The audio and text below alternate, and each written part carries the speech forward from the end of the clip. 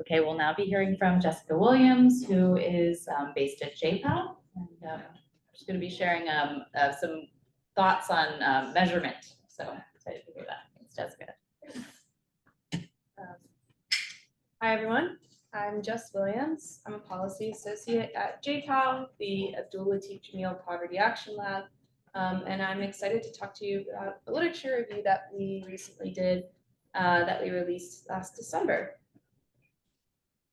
So I know we only have 15 minutes, and I'm actually going to start my timer now, so I won't be accountable. But I'll try to get through the motivation behind why we did this review, the data source that we drew on, a couple of the key results, and if we have time, some discussion and what we're doing at JPAL based off of those results. So some of you in this room are very familiar with JPAL, but for those who aren't, JPAL's mission is to reduce poverty by ensuring that policy is informed by evidence and that research is translated into action. And we're a research organization based out of MIT. And we do this, we have a network of affiliates who have conducted over 2,000 randomized control trials around the world. And at JPAL, we really benefit from having that big picture, being able to look at this vast body of evidence, draw out the cross-cutting themes, and pull out the policy lessons from that research. So you may be wondering, well, then why are we looking at measuring holistic skills based off of the title of this presentation? And from a policymaker perspective, there are many policymakers who are really interested in this question: which interventions are most effective at improving holistic skills in children, especially in the wake of the pandemic and just more research that has come out that ties holistic skills to later life outcomes, just in the same way that there's been a huge body of evidence that looks at academic outcomes and how they predict later life outcomes. But before I go further, I do want to talk about what we mean by holistic skills, because this goes by many other names. We think about holistic skills as being those skills that are beyond your typical academic outcomes like literacy and numeracy. So holistic skills can include cognitive skills, social skills, emotional skills, creative, even physical, like gross or fine motor skills. And yes, this is a very broad definition. It also goes by many other names, such as life skills, 21st century skills, social emotional learning. And part of the reason that there are so many frameworks is because these skills are just so difficult to measure sometimes. And as you all know, being researchers in the room, that measurement is really important for pulling out those lessons for that first question that I had on the board that policymakers are interested in.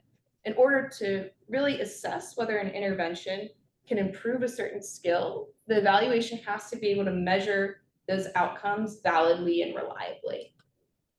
Because without establishing validity, one can make claims on an outcome when in reality, it's not the actual outcome that is being affected by that intervention. So when we started to look at this question, we thought, well, first, what we at JPAL really want to understand is how are researchers measuring holistic skills in children? And this includes quite a few questions that we looked at. So what kinds of skills are researchers measuring? What kinds of measures are researchers using? How are they establishing the validity and reliability of those measures in the context they are working in? What should future researchers continue doing or do differently? And for sake of time, I'm going to focus on the bolded questions here, but encourage you to read the report. We're happy to answer the other two questions as well. So when I pose that question of how are researchers measuring holistic skills in children, you may want to put a little asterisk and think about how are economists measuring holistic skills in children, because the main data source that we use for this review is the American Economic Association RCT registry. Our scope at JPAL is randomized evaluations, and so to make this work relevant to our network, we focused on RCTs in this database. And you can see that while 40% of the projects in our sample were an interdisciplinary team, almost all the projects had at least one economist on it. The age range that we focus on are RCTs that target children ages 3 to 18-year-olds. because this came out of work in the education sector. So we really draw a line between early childhood development being that 0 to 3 age, and then education kind of stepping in that 3-year-old range.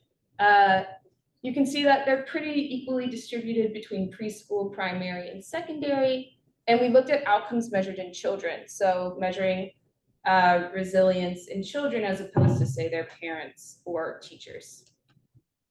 And to draw this sample out, we used the search term skills.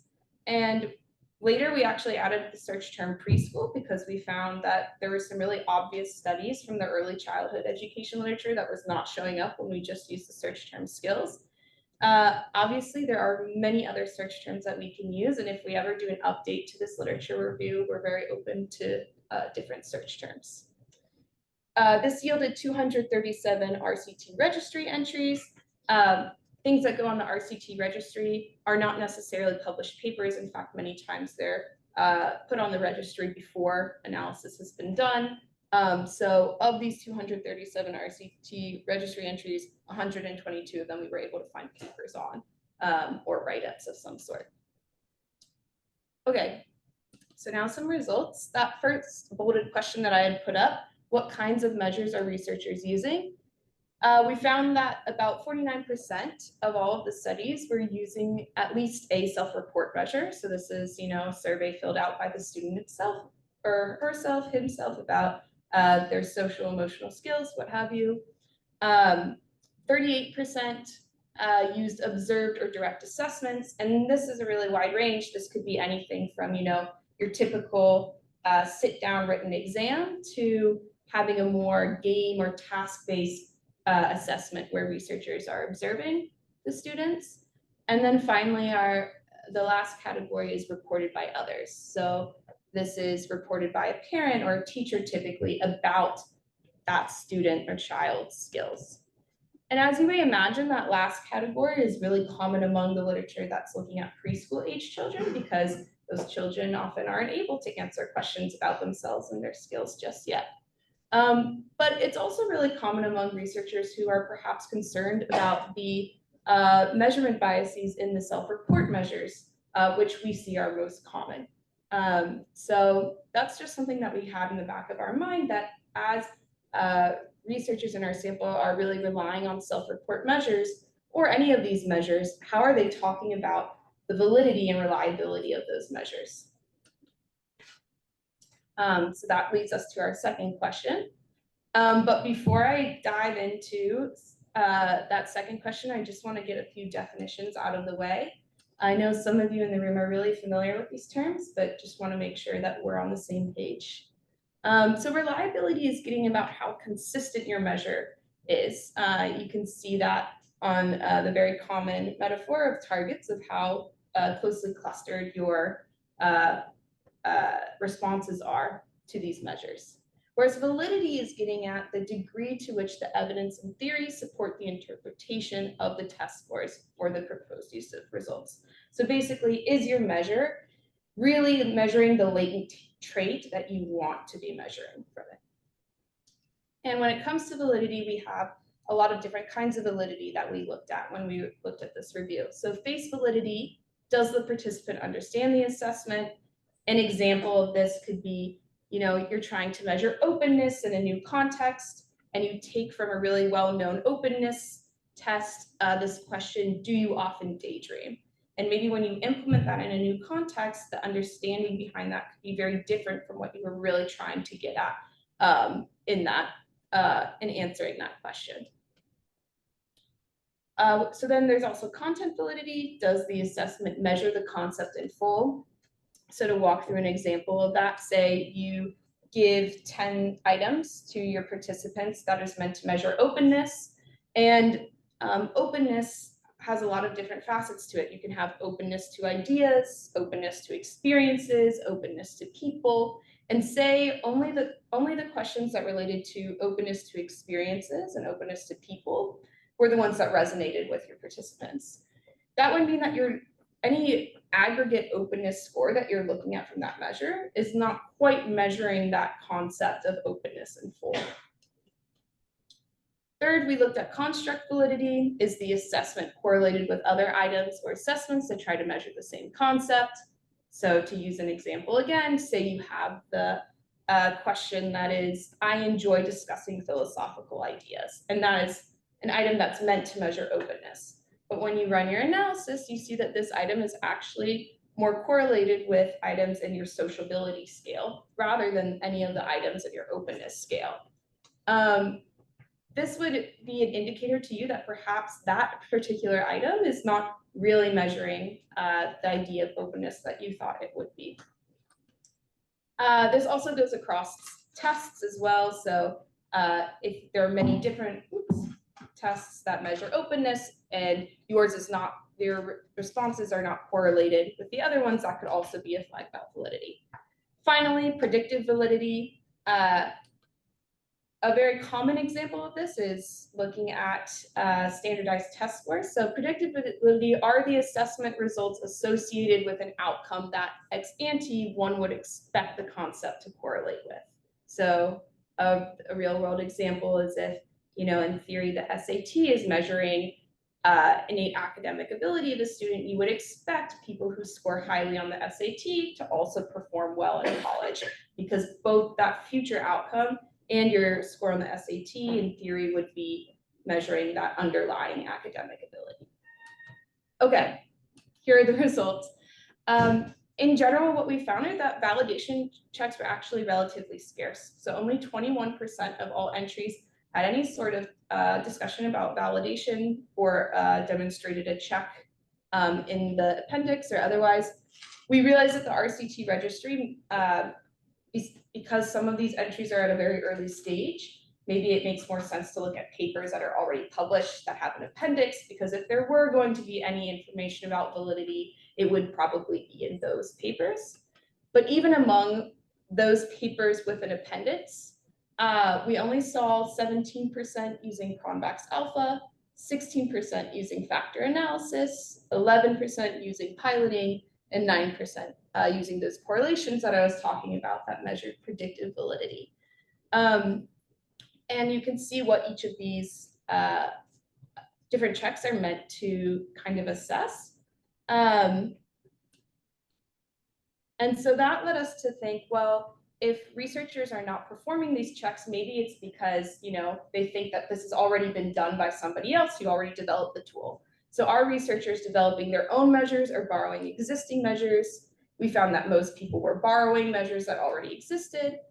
If they are borrowing other measures, what kinds of papers are they citing? Are they citing an empirical validation paper, or are they citing another paper that has just used this measure before? And the reason why we care about this is just because a measurement tool is popular does not mean that it is a valid instrument for your context that you are working in.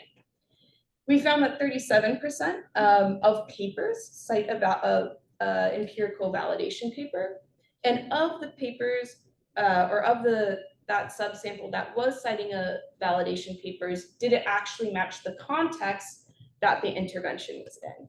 And we found that only 18 papers in total cited a validation study, which matched the age range of the current intervention, and only 11 papers in total had all of their tools match the regional context of their cited validation paper. So that's not even as specific as a country. That's like if the validations occurred in the continent of Africa and your paper is also in the continent of Africa. So our main takeaway from this is that there's really a lack of public information about the different validity and reliability checks performed for holistic scales measures of this sample, and limited context-specific validity and reliability testing being done. Now, why? It could be because these checks aren't occurring. We heard often when we pose this to our peer reviewers that there's a lack of guidance, a lack of examples from previous research, some elements about costs. So for example, conducting a pilot can be a very costly endeavor. But there's also an element perhaps that's going on about dissemination. So a perception that if, you know, there's more information about the validity and reliability and it's not perfect for your measure, maybe that's hurting you and being published in particularly in economics journals. And also just a field norm that there tends to be fewer validation papers published separately from the intervention in the economics field than in perhaps some other fields. So these are our main takeaways. We heard a lot from researchers that there's a big demand for more guidance for this, but we really think that having multidisciplinary teams rather than research organizations like JPAL perhaps trying to give guidance based off of this review, having multidisciplinary teams can be a great way to draw on the strengths of disciplines who are really well versed in the validations of these measures. So yeah, I'll take questions.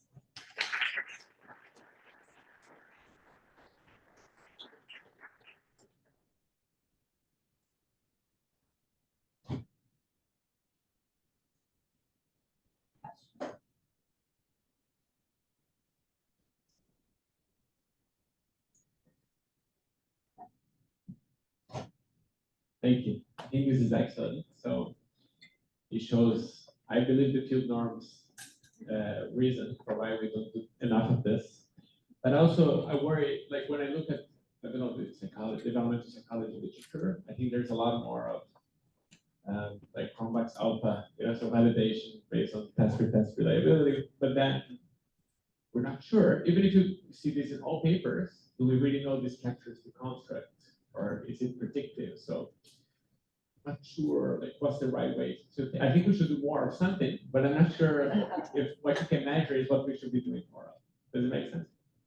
I think so, yes. So I want to be clear that all those different checks that we put up on the board is not like a laundry list of you need to have all of these in order for your tool to be valid and reliable. Some checks are more appropriate for certain measures than others in certain contexts. And yes, you are right that in the data we did find that interdisciplinary teams were more likely to use Cronbach's alpha than all economist teams. But I don't know if I answered your question necessarily. I think that's a topic. We can have it as a topic for the Okay. for the panel discussion.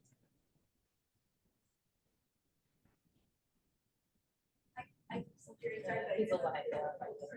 I just missed the very beginning of your talk. I didn't hear how you, what is a skill? Great question. When we say holistic skills, it's pretty broad, so probably broader than the definition that you would think of mostly. I think most people, when they look at skills and traits, skills is something that's like an ability that you can achieve or like build off of, whereas a trait is something more innate. But in our holistic skills definition, we actually included everything. So if it was like, if there was a paper measuring aspirations or motivation, we would also lump that in. Okay, so what's a non-holistic skill? Literacy or typical numeracy outcomes. Okay, I'm just wondering because I'm wondering how to think about it from more psychology perspective. Because, for example, the SAT, you know, the best predictor of SAT is socioeconomic level, and so you know, if you think of SAT as a analytic skill, right, or a non-holistic skill, is that how you would think about it?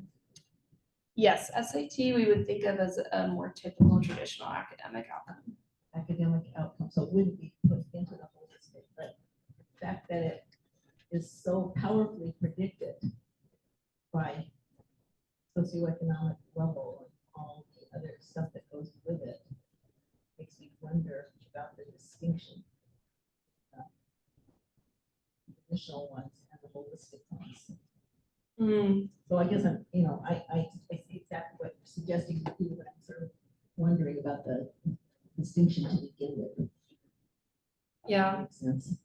Yeah, I think the distinction between holistic skills and non-holistic skills. Yeah. Yeah, we took a pretty broad definition because, well, because we wanted to make sure that we were capturing the whole literature, especially like that if there were certain terms being used in other disciplines that we weren't aware of, but also like very open to thinking about other ways and other disciplines and how you all draw the line between, you know, this idea of very typical academic outcomes versus the non-typical academic outcomes that you would be measuring on perhaps an SAT.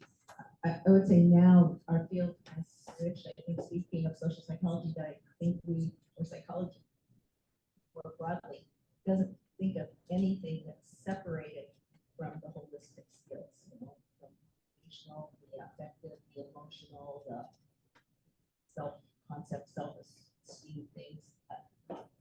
Cognitive, to be sure. I mean, some of our best data is showing the effects on what we think of as cognitive measures from stereotype threat, for example.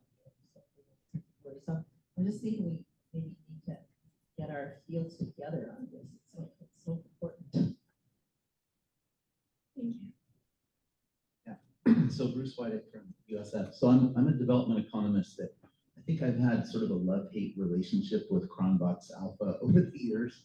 And this is why. I mean, I think for psychological constructs, it makes a ton of sense. But like, let's suppose you're trying to do what I think you're saying you want to do, which is measure holistic well-being, right? So we have economic, social, mental health, physical well-being, right? Those things are not necessarily that correlated. I mean, they may be correlated a little bit, but they're not going to reach 0.7 as a Cronbach's alpha. And so sometimes I'm sort of left wondering, okay, well, is this a bad measure of holistic well-being because these things aren't related? And I sort of feel like we need to be appealing to theory and common sense sometimes in creating industries or constructs that of elements that aren't necessarily correlated, but it's still a valid measure of, say, holistic well-being or something.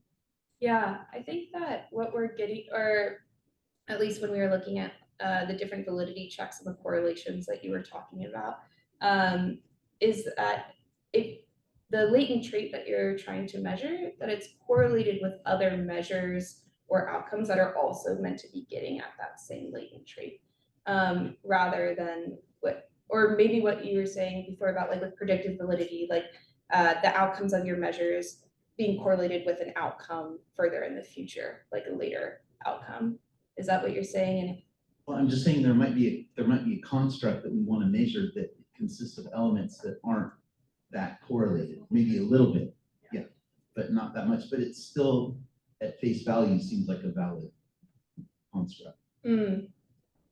Yeah, I think that's part of the reason why there are all those different subcategories of validity, where something may feel like it has face validity, like at face value, it's really measuring the concept, but not very high predictive validity or construct validity. And in the same way that you don't have to have a laundry list of, you know, all those different checks, it's not necessary that like every single subsection of validity is taken care of. It's also part of the argument that you make, you know, about why this face validity matters more in that context, perhaps.